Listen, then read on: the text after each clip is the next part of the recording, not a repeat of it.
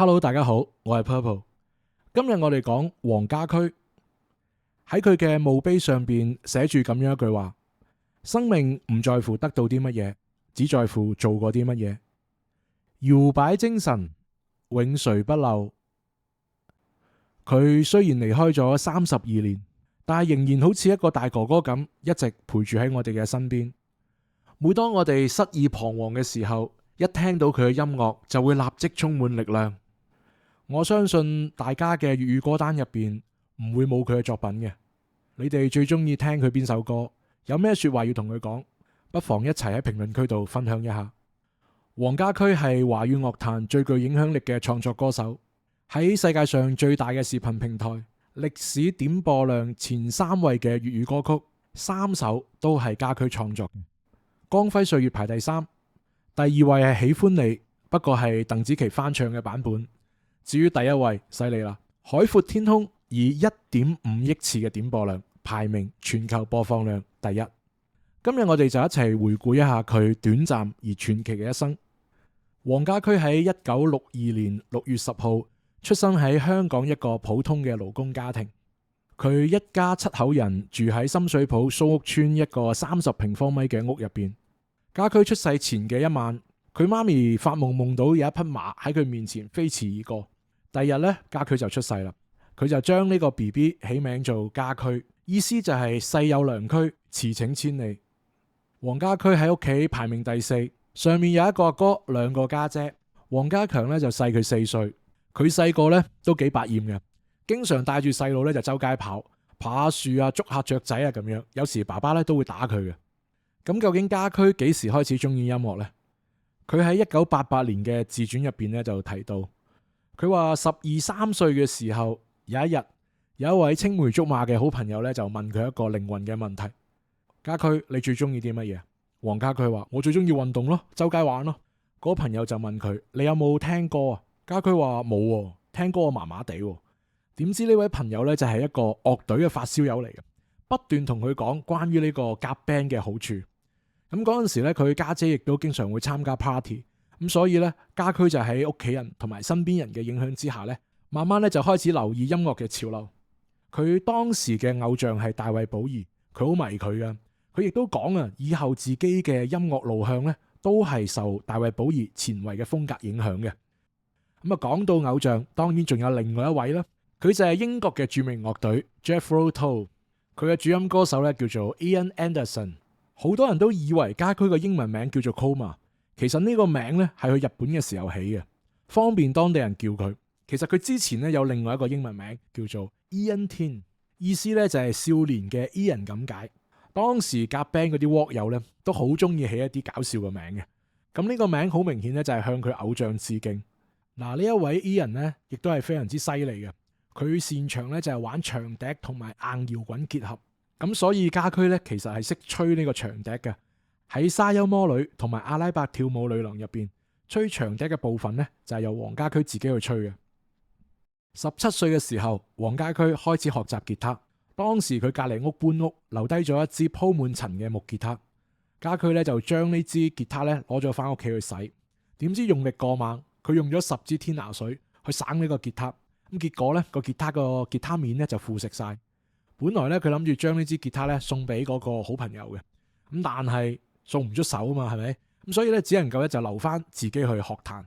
佢就講笑咁講啦，其實我都中意學 saxophone 噶，咁但係冇錢買啊嘛，又有個吉他，咁啊學吉他咯。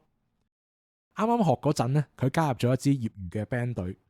有一次，呢支 band 隊入邊嘅主音吉他手咧就鬧咗黃家駒一餐：你好渣啊！你永遠都做唔到吉他手嘅。黃家駒聽到之後咧就好唔開心，佢翻到屋企同自己講：我一定要奮圖強，叻俾佢睇。有朝一日我一定要超越佢。定下咗呢個目標之後呢，佢就開始無日無夜咁樣去練習。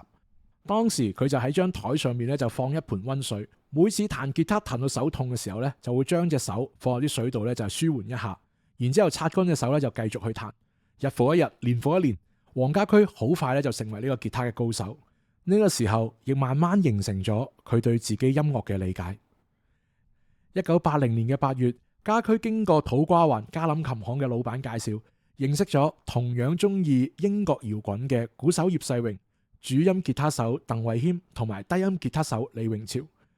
佢哋4個咧臨時咧就組咗一支樂隊。嗱，因為咧啲成員咧經常都會換嚟換去啦，咁所以咧呢支樂隊咧就冇起到名嘅。同一時期，佢同埋黃家強仲有鄧健和咧又有另外一隊 band，嗰隊 band 咧就有名叫做 Lasa。1983年，香港吉他雜誌舉辦咗山葉吉他比賽，黃家駒同埋葉世榮抱住一試嘅心態，同鄧慧謙、李榮潮一齊組咗樂隊去參加呢次比賽。鄧慧謙將呢個樂隊改名為 Beyond， 意思咧就係超越自我。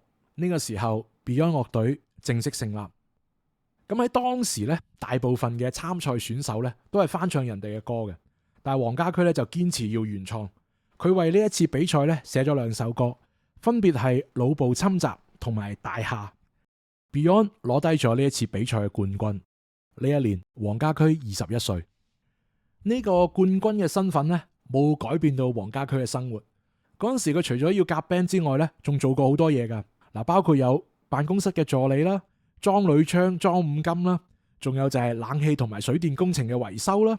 喺電視台仲做過報警員嘅，同埋佢亦都喺德高保險公司咧就打過工嘅。同佢一齊做呢個保險推銷員嘅咧就係仲有葉世榮同埋梁翹柏。梁翹柏後來亦都做咗一個知名嘅音樂人，幫王菲、陳奕迅做過碟嘅。佢話嗰陣時佢哋做完嘢咧就會翻到家駒嘅屋企嗰度休息，一齊聽下音樂，講下理想咁樣樣。咁當時黃家駒就同佢講，自己有一個夢想，就係要成為一部電影嘅導演。就係咁樣，黃家駒一路做嘢，一路夾 band， 而且維持咗一段好長嘅時間。Beyond 喺呢個時候亦都迎嚟咗動盪期。呢2年不斷有成員加入同埋離開。1984年，黃家強加入樂隊，成為咗低音吉他手。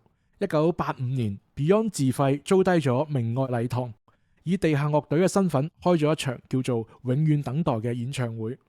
當時仲喺大專讀緊美術嘅阿坡，應葉世榮嘅邀請，幫呢個樂隊咧就設計海報。嗱，咁啱得咁巧喎。呢個時候陳時安呢，因為要出國留學，所以咧要離開 Beyond 樂隊。咁阿坡咧亦都係學吉他嘅。咁阿坡順理成章咧就以替補身份成為咗呢支樂隊嘅吉他手。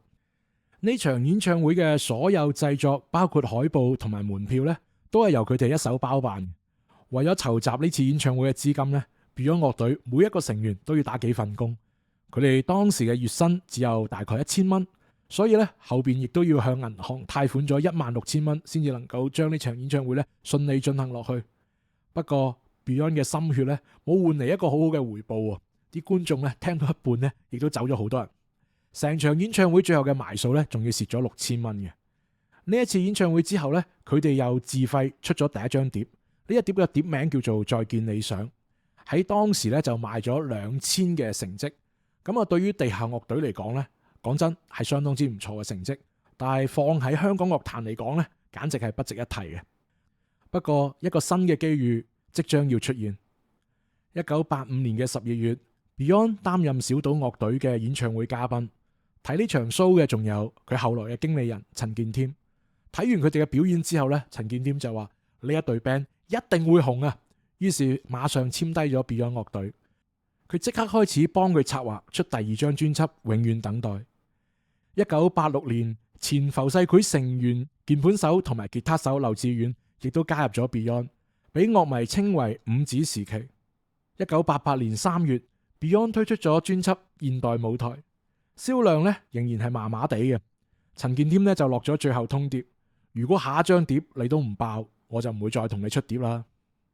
呢個時候，家駒嘅父母咧亦都經常餓佢：仔啊仔，你唔好再夾 band 啦，快啲搵翻份工，正正經經去做嘢啦。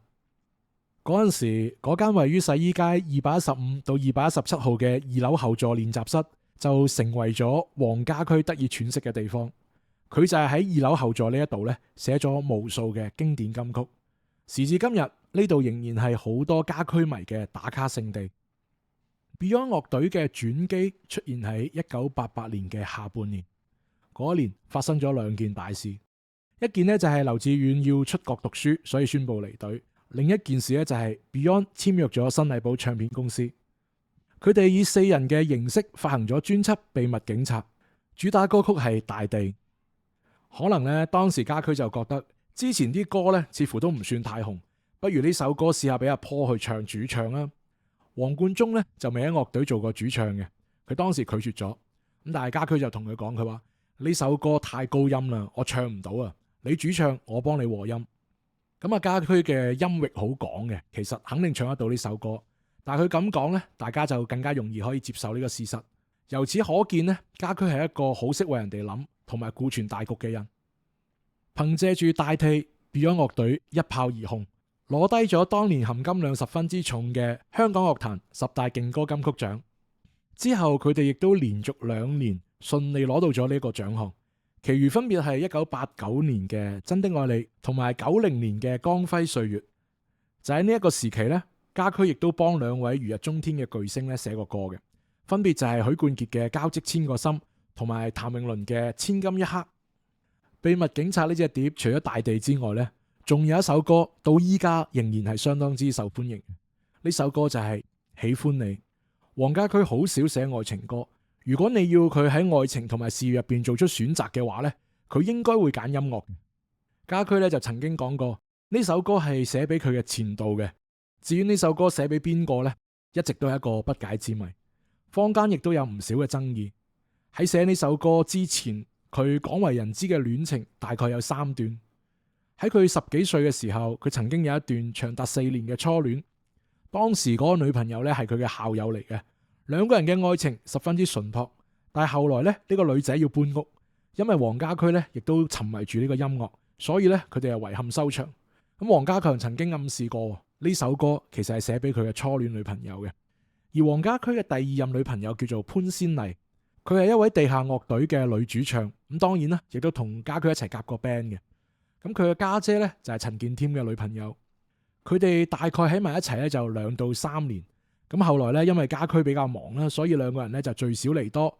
最後尾家駒為咗要發展呢個音樂事業，亦都唔想耽誤阿潘小姐，所以咧就同佢提出咗分手嘅。潘小姐喺2022年嘅自媒體嘅視頻節目入邊咧透露過，佢話喜歡你呢首歌其實咧就係寫俾佢嘅。佢話呢首歌當年咧家駒係喺佢屋企寫嘅，而且咧一路寫一路幫佢咧就唱出呢首歌嘅歌詞。不過對於佢自己出嚟認係呢首歌女主角嘅做法呢，似乎啲歌迷咧就唔係咁認同啊。而亦都有好多歌迷認為呢首歌其實係寫俾林楚琪嘅。1987年，黃家駒同林楚琪認識，後來林楚琪亦都成為咗 Beyond 歌曲《無聲的告別》嘅 MV 女主角。佢哋相戀之後，家駒幫佢寫咗另外一首歌《願你冇留下》，而林楚琪同樣都幫 Beyond 填咗曾經擁有呢首歌嘅國語版歌詞。黃家駒之後亦都講過咧，佢話愛情其實係要講緣分嘅，唔需要太過刻意，有緣自必然就會喺埋一齊。咁究竟邊個先至係呢首歌嘅神秘女主角呢？其實謎底永遠唔揭開，對於樂迷嚟講可能係一件好事。大家每次聽呢首歌嘅時候，可以有足夠嘅想象空間，亦都似乎更符合黃家駒傳奇嘅人生。